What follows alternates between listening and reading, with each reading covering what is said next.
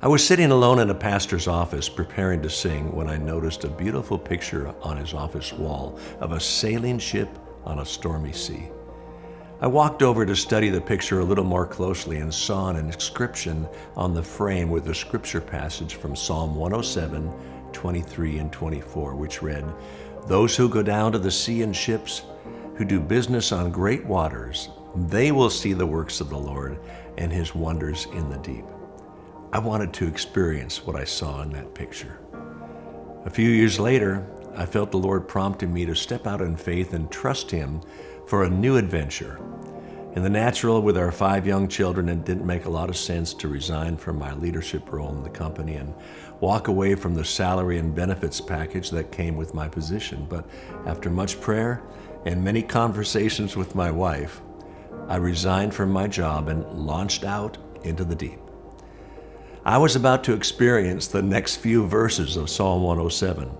Verse 25 says, "For he, God, commands and raises the stormy wind, which lifts up the waves of the sea. They mount up to the heavens, they go down again to the depths.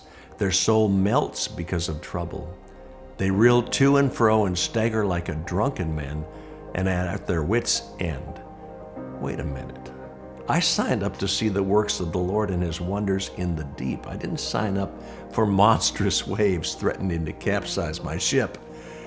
Verse 26 says, "Then they cry out to the Lord in their trouble." And here's the good news. He brings them out of their distresses. He calms the storm so that its waves are still. Then they are glad because they are quiet. So he guides them to their desired haven. And now you know the rest of the story.